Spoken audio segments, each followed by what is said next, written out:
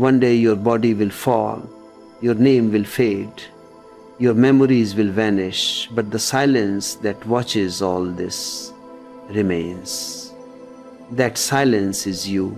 They never told you this because they themselves were afraid of that silence. But I am here to remind you, you cannot die. In this talk, I will not give you theories or borrowed beliefs. I will take you beyond fear to a direct seeing of what death truly is. You will understand how your fear of dying poisons your living. You will learn how to watch death without trembling, and in that watching, discover what never dies. If you stay with me, you will walk out of this hour lighter, not because you were comforted, but because you saw the lie disappear.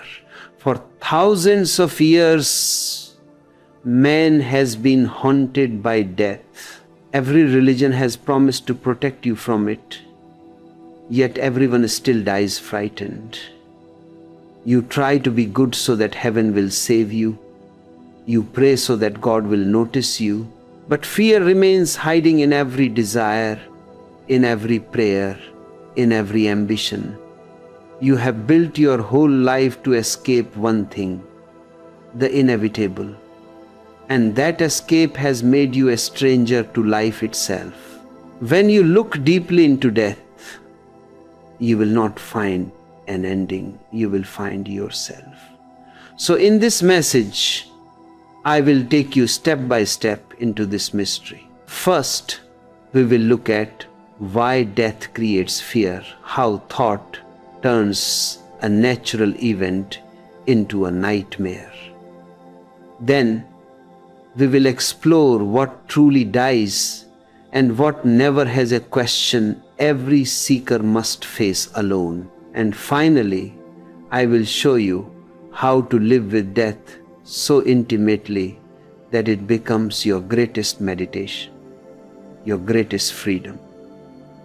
You will see that death is not the opposite of life, it is the completion of it. Stay with me, and you will not only lose your fear of dying, you will begin, perhaps for the first time, to live. Have you ever noticed how every story you've ever heard about death begins with fear? From childhood, the word itself has carried a trembling in it, as if just whispering death could summon darkness. You've been taught to turn your eyes away, to speak in softer tones, to pretend it happens only to others. And this fear, it didn't arise in you naturally. It was planted. It was given to you by those who were themselves afraid, by priests, by parents, by philosophers who had never looked into death's eyes and found silence smiling back. For thousands of years, humanity has been living under this same hypnotic spell. We built religions not from understanding, but from terror. We prayed not because we knew the divine, but because we feared the unknown. Every temple became a fortress against death. Every belief a wall between you and the truth. The fear of death became the greatest instrument of power. It made you obedient. It made you controllable. It made you small. Think of the kings of the old world. They built pyramids so tall the clouds could touch their pride. They buried gold beside their corpses, thinking death could be bribed. But tell me, did even one of them escape? The Pharaoh who ordered the building of eternity is now dust scattered across the desert wind. Yet, still, we build our own pyramids, smaller, invisible, out of possessions, titles, memories. We too hope they'll keep us safe from that final silence. Here's the lie they sold you, that death is something outside of you, that if you pray hard enough, work hard enough, obey long enough, you might escape it. But how can you escape something that has been with you since the first breath? You die every night in sleep and are born again every morning. But no one told you this is practice. No one told you that death is not an interruption of life, it's part of its rhythm. I remember a story of a king who was haunted by his own shadow. Wherever he went, it followed through fields, through forests, through nights of candlelight and fear. He commanded his soldiers to chase it away, but it returned again and again. One day, exhausted, he sat beneath a tree and realized the simple truth. To lose the shadow, he only had to rest. The moment he stopped running, the shadow merged with the darkness, and he laughed for the first time in years. That shadow was death, and the moment you stop running from it, you'll find it's not your enemy, it's your reflection. You see, the whole fear of death is born from the illusion of separateness. You've been told you are a person, a body, a name, a story, a small flicker against the vastness. And the mind says, I must survive. That's the root of it. The I is terrified because it knows it's fragile, it knows it's temporary. But the deeper truth, the one the mystics whisper and the mind cannot grasp, is that you were never born. So how could you ever die? Religion has misused this truth. They tell you, don't worry, heaven awaits. But heaven is just another invention to keep fear alive. Because when you promise heaven, you also threaten hell. It's a beautiful trap wrapped in light, chained by darkness. Real liberation isn't found in promise or punishment. It begins when you look directly into the face of death and see that there's no face at all, only an infinite mirror. And I tell you, when you stand before that mirror without trembling, the lie collapses. You see it for what it has always been. A misunderstanding passed down like an old superstition. The funeral, the mourning, the fear, all of it built around the refusal to understand. Death has been blamed for what ignorance created. You think death steals life from you, but look carefully. It's life that gives death to you. Without life, there is no death. Without death, there is no renewal. They are not enemies. They are partners in the same eternal dance. So, the next time you see a funeral, don't rush to pity the one who's gone. Pity the ones still clinging, because the one who has left has entered silence. And silence is the first language of the divine. Once you see this, something shifts. The fear that once gripped your heart begins to dissolve like mist under the morning Sunday. And then a new question arises, a question more mysterious, more tender. If death is not to be feared, then what is it really? Is it an end or a beginning we have forgotten to celebrate? Once you have seen that fear was not born in you but taught to you, the whole texture of your understanding begins to change. And now a new space opens inside a question, not from curiosity but from silence itself. If death is not an enemy, then what is it? What is this strange visitor who comes without invitation, who enters every palace and every hut alike, who takes the beggar and the emperor by the same hand and leads them somewhere no one returns from, and yet in that disappearance, life continues, the grass grows again, the sun still rises, children are born, hearts love, laughter returns. So it seems death does not end life. It only changes its form. And when you can see that, you begin to feel a subtle relaxation because you start to realize that you have misunderstood the movement of existence. You have been taught to see it as a straight line, birth, life, and death. But existence doesn't move in lines. It moves in circles, and a circle has no end. Everything that lives in this universe dances in the rhythm of appearing and disappearing. The day gives birth to the night, and the night gives birth again to the day. The seed dies to become the tree, and the flower falls so that the fruit can be born. You inhale, you exhale. Every breath is a tiny birth and death, and yet you have not noticed because you were too busy fearing the word death to see how intimate it already is with you. In truth, death is the silent partner of life, the hidden lover who keeps the dance eternal. Without death, life would become stale, frozen, meaningless, because there would be no renewal, no contrast, no mystery. Look at the ocean. The waves rise and fall endlessly. Each wave believes it is separate. It fears the moment it must fall back into the sea. But it was the sea all along, and so are you.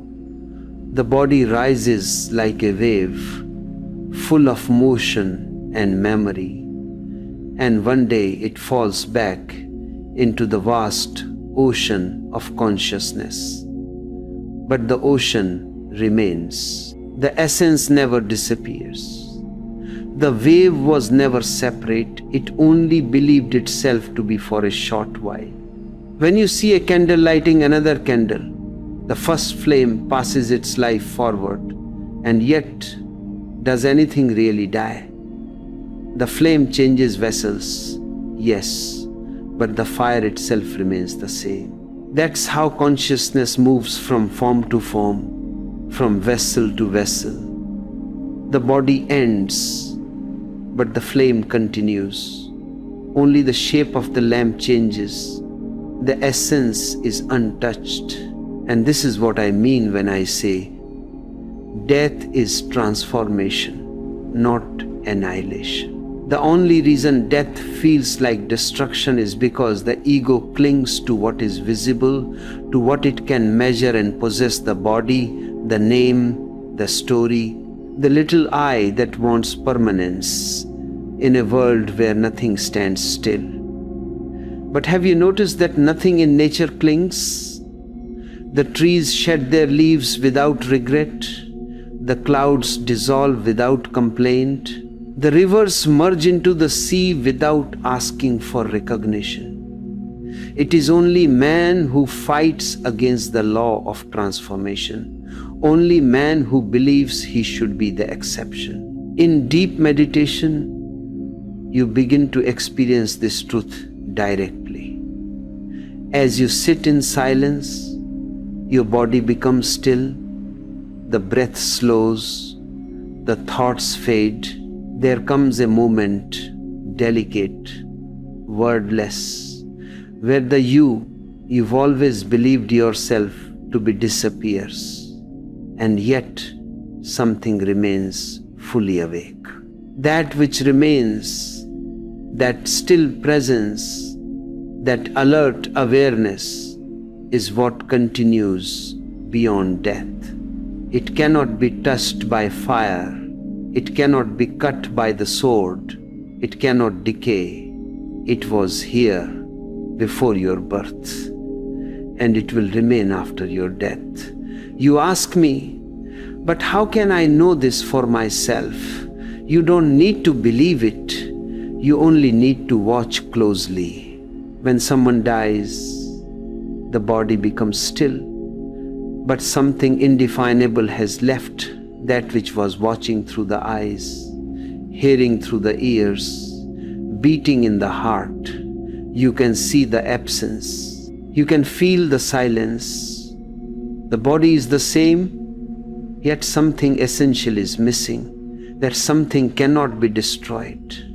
Because even now, as you listen to my words, it is what hears. That witness has no name, no shape, no beginning, and no end. The fear of death arises because you've mistaken yourself for the temporary, for the body, for the mind, for the fragile story of your life. Once that identification breaks, death loses its meaning. It's like an actor forgetting that he's only playing a role. The play must end, but the actor walks off the stage untouched. You too are that actor, and death is only the curtain falling between acts. Let me tell you a small story. A monk once asked his master, "Where do we go after death?" The master smiled and asked, "Where did you come from before birth?" The monk sat silent, and in that silence he understood, because in truth there is nowhere. You were not born somewhere, you do not die somewhere, you simply change states from visible to invisible, from form to formlessness, from sound to silence. The sunset and the sunrise are not two events. They are one continuous movement seen from different sides. The same sun that sets here is rising somewhere else. So when you think of death, don't see it as sunset, see it as the same sun rising beyond the horizon of your senses. You disappear from one dimension and appear in another. Once this understanding seeps into your heart, life becomes light, unburdened. You stop clinging. You stop fighting.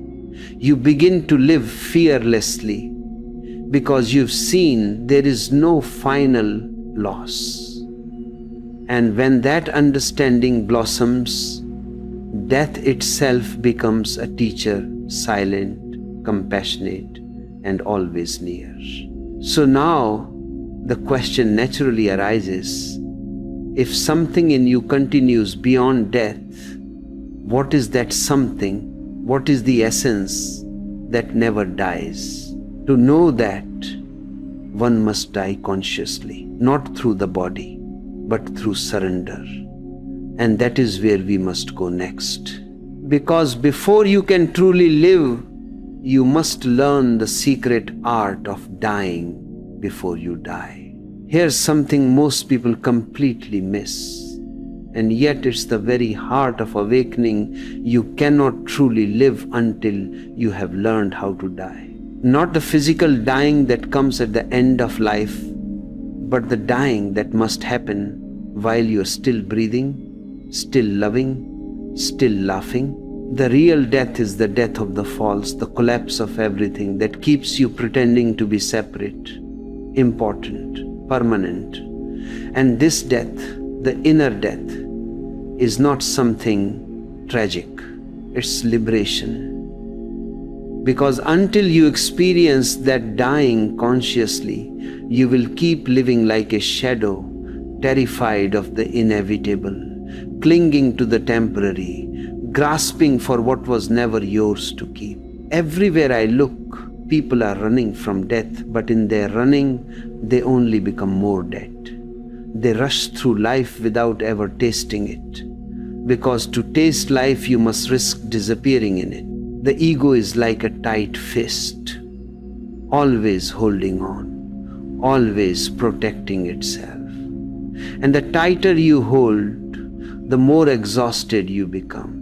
To die before you die means to open that fist, to let the hand of existence move as it wishes, to surrender to the current that's already carrying you. It sounds frightening only because you've never trusted the river.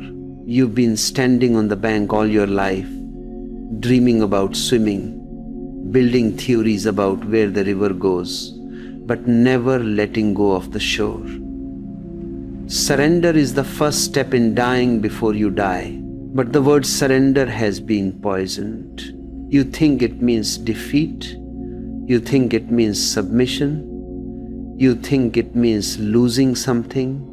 No, surrender is not a loss. It is harmony. It's the moment when the wave stops pretending to be separate from the ocean. When you surrender, you're not giving up. You're giving in. You're returning to the natural flow that was always guiding you. When you fight existence, you suffer. When you float, you are carried by grace. I once told a story of a river that trembled before meeting the ocean. She had come a long way from the mountains, through forests and valleys, and now she was afraid. She looked at the vast expanse before her and said, "If I enter, I will cease to exist." But the ocean whispered, "My dear, you are not being destroyed. You are coming home." And the moment she let go, she realized she had never been separate at all. This is surrender. This is dying before dying. Each night when you sleep, you die a little. You let go of the body, of the world, of all your worries and names. And yet, every morning you return refreshed, renewed. That sleep is an unconscious death, and that's why it feels so peaceful. When you learn to die consciously through meditation, through love, through awareness, you begin to experience that same peace while fully awake. And the miracle is, once you know how to die consciously, fear disappears forever. Because you see that the you that dies was never real in the first place. Only the false dies. The real cannot. The ego trembles because it knows its time is short. It has built its castle on sand, and it hears the waves approaching. But the waves are not your enemy, they are you returning to yourself. When you stop defending, something astonishing happens. In the very moment of letting go, you feel more alive than ever before. Because the energy that was trapped in fear, in resistance, in self-protection is released. It becomes freedom. It becomes laughter. It becomes love. This is what all the mystics have meant when they said, "Die before you die." Jesus on the cross, Buddha beneath the tree, every enlightened one faced this moment, the death of the self. The crucifixion and the enlightenment are not two different events. They are the same transformation seen through two different eyes. You cannot be reborn unless something within you dies. And that something is the illusion of being a separate I. When you meditate, you are rehearsing this art of dying. You close your eyes, you withdraw from the senses, you enter the same stillness that awaits you in death, but you remain aware. The body disappears from your experience. Thoughts begin to dissolve. Emotions fall silent. And what remains is pure presence, the same awareness that watches both birth and death. In that space, you discover that there is no such thing as beginning or end. There is only being. The mind cannot understand this, but your silence knows it. Sometimes people ask me, "Osho, how can I live without fear if I accept death?" And I say to them, you don't live without fear. You live through it. You live with it until it burns itself out in the fire of awareness. The more you face death, the smaller it becomes, until one day it's gone completely. It's like standing in a dark room for years, and then suddenly realizing the switch has been under your hand the whole time. One flick and the darkness vanishes, not because the darkness went anywhere, but because it was never real. When you see that, a great relaxation happens. You stop trying to conquer life. You stop trying to control death, and you start flowing in the middle where both meet. That middle is eternity. That middle is you. And yet, this is only the beginning of a greater discovery. Because when the fear of death melts, something extraordinary takes its place: love. Love without possession, love without demand, love that is not clinging to form but rejoicing in essence. And that love transforms even death into celebration. But that, my friend, is the next door we must open together.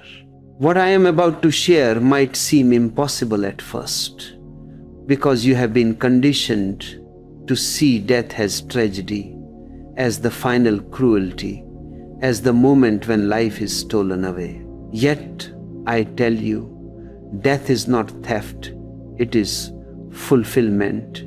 It is the flower releasing its fragrance back into the wind. It is the wave bowing to the ocean that carried it. It is the final act of grace in the long drama of existence. Only the one who has truly lived can die joyfully, because only the one who has lived without fear can recognize that death is not against life, but completes it. Look around you, everything that exists is dying and being born at once.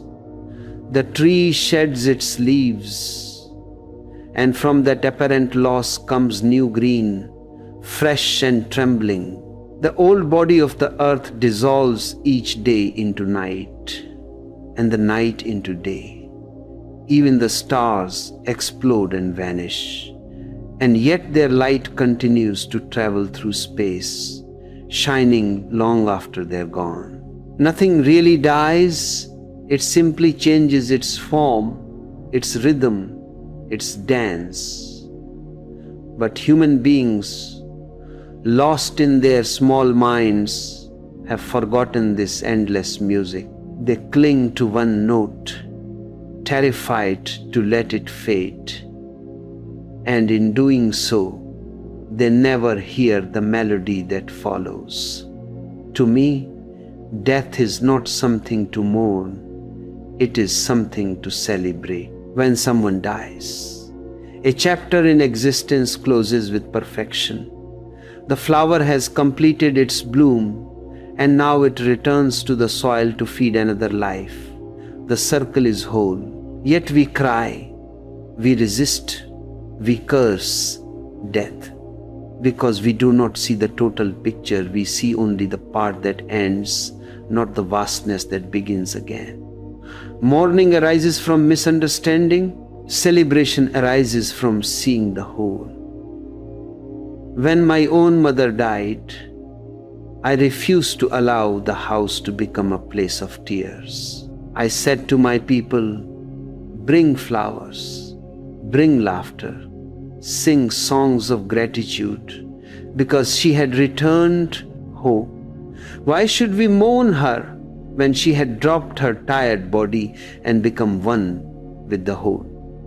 To cry for her would be to cry against existence itself. And I tell you, that day was more alive than any ordinary day. The fragrance of freedom was in the air. The silence was full of presence. It was not the silence of absence, it was the silence of completion. The enlightened ones die differently. They don't resist. They bow. They die consciously, gracefully, even playfully. There was once a Zen monk who, before dying, called his disciples together. He wrote his death poem with a calm hand. Birth is thus, death is thus, a flower blooms and falls. Then he placed the brush down, laughed softly, and was gone. No struggle, no fear, just a deep bow to the mystery. This is how one should die, awake, relaxed, complete. When you understand life as eternal movement, every ending becomes music. You begin to see that death doesn't cancel the song, it only changes the key. The melody continues, softer now, more subtle, echoing through the silence. And if you have ears to hear, you'll realize that the music never stops. The form dies, but the formless dances on. It's strange, people spend their whole lives avoiding death, and yet they never truly live. But the one who befriends death, who accepts its hand with love, lives each day as if it were both the first and the last. He becomes spontaneous, playful, free, because when you stop fearing the end, every moment becomes precious. You no longer postpone life. You no longer compromise with fear. You no longer say, someday I will live. You live now because you know there may be no later. This is what I mean when I say, the man who understands death celebrates it. He dances not in spite of death, but because of it. He knows that death is not a thief, but a giver. It gives meaning to life. It gives urgency to love. It gives depth to joy. Without death, life would be flat, endless, repetition, mechanical and dull. Death brings contrast, and contrast gives beauty. The flower is beautiful precisely because it will wither. The sunset is precious because it fades. Everything that ends is made sacred by its ending. The autumn leaf, glowing golden and red, does not mourn its fall. It lets go gracefully, dancing with the wind. It knows that by dying, it returns to the soil that once gave it birth. It knows that its surrender nourishes the next spring. Can you see the beauty in that? The same leaf that falls in silence is the same life that will return as green again.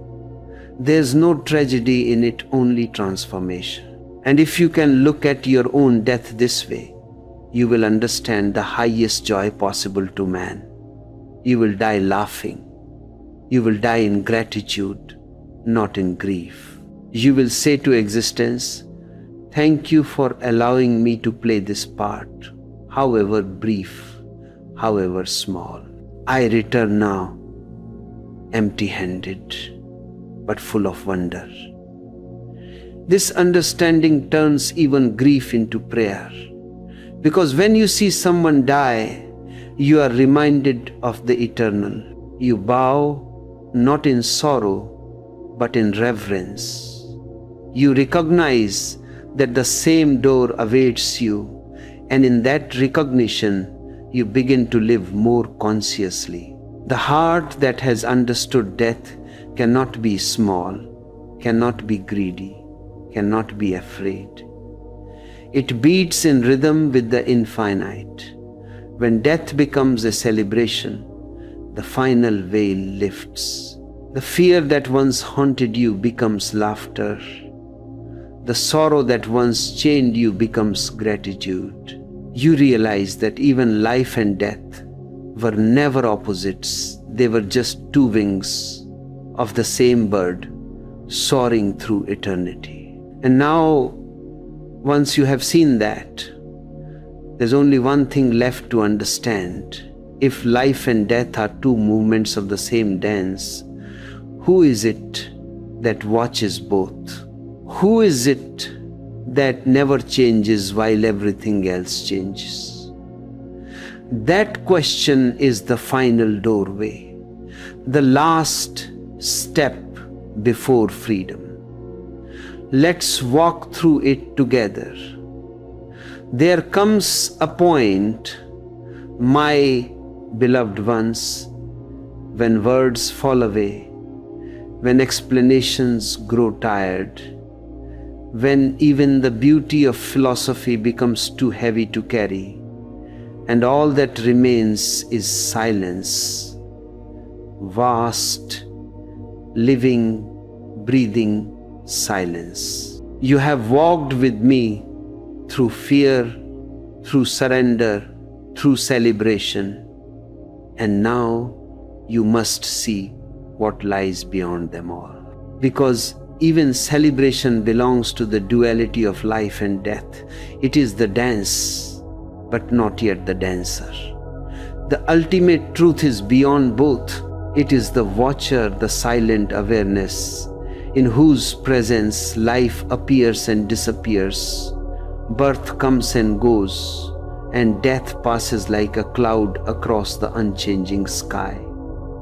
That watcher, that witness is you, not the you that has a name, not the you that the world praises or condemns, not the you that lives or dies, but the eternal you, the consciousness that simply sees. To recognize this witness is the final freedom. Because once you know yourself as the watcher, death can no longer touch you. It can touch only the watched, the body, the thoughts, the emotions, the story, but not the one who is watching. You are not the wave, you are the ocean. You are not the flame, you are the light itself. The body is born and the body will die. The mind rises and falls. Memories flicker like sparks in the wind, but the one who knows all this remains untouched, unstained, unchanged. This awareness was present before your birth and will remain after your death, because it is not bound by time. Time passes in it, just as clouds pass through the sky, but the sky itself remains perfectly still. Imagine this sky inside you endless, blue, unbroken. The clouds are your experiences. The storms are your emotions. The sunlight, your joys and achievements. They come, they go, they change shape, they dissolve, but the sky remains. You may forget it in the storm, but it's always there. When the clouds pass, the sky is revealed again, shining as it always has. The body, too, is like a cloud. The personality, the name, the identity, all clouds. They will dissolve, but the sky of consciousness will still be vast and unhurt. Once a disciple asked me, "Master, what happens after enlightenment?" I said, "Nothing, because nothing ever happens to the watcher. The waves change, the shorelines shift, but the ocean remains ocean. The enlightened one simply stops confusing himself with the waves. He knows this wave will rise, this wave will fall, but I am the sea beneath it. And when that knowing becomes total, every fear evaporates. Because how can the ocean fear the disappearance of one wave? How can the sky be disturbed by the passing of a cloud? When you live as the witness, something profound happens. You stop clinging to pleasure and running from pain. You see that both are part of the same rhythm. You stop defending your opinions, your positions, your identity because you know they are not you. You stop fighting life and you stop fighting death. You begin to live effortlessly, spontaneously, gracefully. You speak when words arise. You fall silent when they don't. You love when love flows, and when it withdraws, you remain whole. This is the flowering of awareness, effortless being. In this state, even death is just another moment to watch. You may see the breath leaving the body. You may feel the pulse slow. The eyes close, but deep within, you are only observing. You are not dying. You are witnessing dying. This is the difference between ignorance and enlightenment. The ignorant dies clinging to life, while the awakened one dies watching, smiling, understanding that nothing real can be lost. Let me tell you a small story. There was a master who, as he lay on his deathbed, smiled and said, "How beautiful, the guest has come." His disciples wept, but he opened his eyes and said, "Don't be foolish. You've seen this body move in and out of rooms for years. Now you will see it move out of life itself. But where will I go? I was never inside to begin with." Then he laughed and slipped into stillness. This is how the awakened die, with laughter, because they see the joke. The joke is that you were never born and you will never die. You only dreamed it. You can test this truth now, not later. When you close your eyes and look within, who is looking? Who watches the thoughts drift by? Who notices the beating of your heart, the rising of your breath, the passing of your fears? That watcher is not part of the movement. It is the stillness in which movement appears. That's your true nature, uncreated, indestructible, eternal. The more you rest in this awareness, the lighter life becomes. You no longer need to control anything. You no longer need to understand everything. You simply are. And when you live from that place, every act becomes sacred, every breath a prayer, every moment a small death and a small resurrection. You live in the balance between both worlds, not clinging to form, not afraid of formlessness. You move through life like the wind, touching everything, holding nothing. You can laugh, you can love, you can lose, and yet remain untouched, because your roots are in the infinite. This, beloved, is the final understanding, the recognition that you are not the dancer, but the dance itself, not the drop, but the ocean, not the life that begins and ends, but the space in which life and death appear and disappear like waves of light. Now you know, death is not the end. It is not even the opposite of life. It is the curtain through which eternity enters again. And when that curtain falls for you, you will not resist, you will bow, because by then you'll know the truth, that you have always been and will always be the witness of it all, pure awareness, endless and free. So now, my beloved ones, we come to the final silence, the place where all words return to their source, the place where even the idea of ending dissolves. We have walked together through the corridors of fear, through the illusions of control, through the tender discovery that death was never your enemy but your most faithful companion, guiding you toward truth. You have looked into its face, and you have seen that the eyes staring back were your own. You have seen that what you called death was only a doorway, and even that word doorway is too small, because in truth there was never any door. The open sky has always been there, It was only your eyes that were closed. So remember this.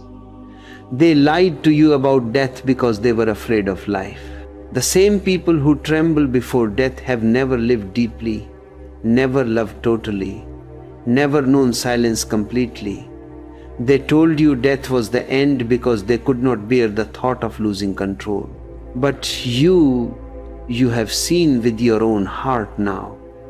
You know that death is not the destroyer, it is the great liberator.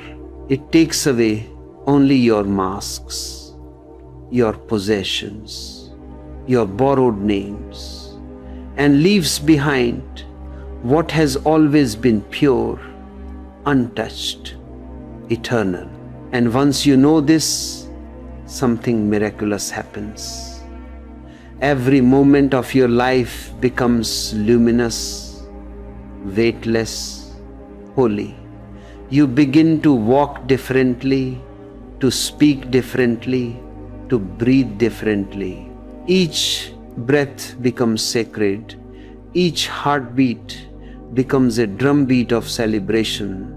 Each step becomes a dance, because you know that everything you touch is fleeting and yet infinitely divine. From this knowing arises gratitude, not the gratitude of the polite or the religious, but a wild, overflowing gratitude that comes when you see the perfection of it all. Gratitude that even pain had its place, that even loss had its lesson, that even endings were only beginnings disguised in sorrow's clothing. And when gratitude fills your heart, there's no more room for fear. Fear is the absence of trust, and trust is what returns when you see that the universe has never betrayed you, not even once. So die to fear, and you will find life. Die to control, and you will find flow. Die to the idea of me and mine, and you will find love, not the love that clings, but the love that gives itself away without hesitation. This is what I call living beyond death. You are no longer counting the days left. You are tasting eternity in every second. You are no longer surviving. You are celebrating. Because now you see that nothing real can ever be lost, and nothing false was ever yours. Let this truth settle in your bones. You were never born, and you will never die. You are the space in which birth and death appear and disappear, like two waves rising and falling on the same sea. You are not the body that decays, nor the mind that forgets. You are the silence that witnesses both. You were there before the first cry of birth, and you will be there after the last breath fades. You are not part of time.